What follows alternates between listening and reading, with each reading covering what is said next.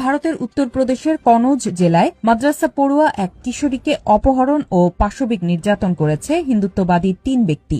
এমনকি তার পরিচয় নষ্ট করার চেষ্টা হিসেবে জোর করে তার সিঁথিতে সিঁদুর এবং পায়ে মহাবর পরিয়ে একটি ভুয়া বিয়ের নাটক সাজায় অভিযুক্তরা। নিজের স্বপ্ন পূরণের লক্ষ্যে গত ১ বছর ধরে ওই মাদ্রাসায় থেকে পড়াশোনা করছিল ভুক্তভোগী কিশোরী, কিন্তু গত ৩ মে এক পরিকল্পিত ষড়যন্ত্রের শিকার হয় সে। অভিযুক্ত দীপু মেয়েটিকে এই বলে প্রলুব্ধ করে যে তার মা তাকে ডাকছেন। সরল বিশ্বাসে মেয়েটি কাছে এগিয়ে গেলে তাকে জোরপূর্বক টেনে শেখপুরার একটি বাড়িতে নিয়ে যাওয়া হয়। সেখানে তাকে প্রায় ২ দিন বন্দী রেখে অকল্পনীয় নৃশংসতা চালানো হয়। অভিযুক্ত দীপু, তার ভাই এবং তার বন্ধু কোল্ড ড্রিঙ্কসের সাথে মদ মিশিয়ে তাকে জোর করে পান করায়। এরপর তারা তাকে বারবার ধর্ষণ করে।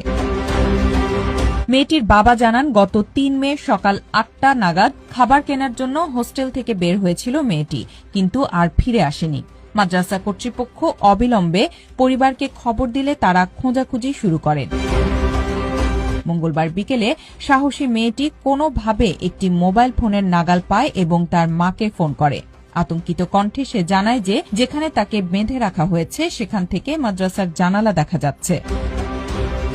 এই গুরুত্বপূর্ণ কল পাওয়ার পর পরিবার ও স্থানীয় লোকজন আশপাশের বাড়িতে তল্লাশি শুরু করেন এবং দীপুর বাড়ির ছাদ থেকে মেয়েটিকে অচেতন ও হাত পা বাঁধা অবস্থায় উদ্ধার করে। ঘটনাস্থলে পুলিশ পৌঁছায় এবং মেয়েটিকে জেলা হাসপাতালে ভর্তি করা হয়। জ্ঞান ফেরার পর নির্যাতিতা তার ওপর ঘটে যাওয়া পুরো ঘটনার বর্ণনা দেয়।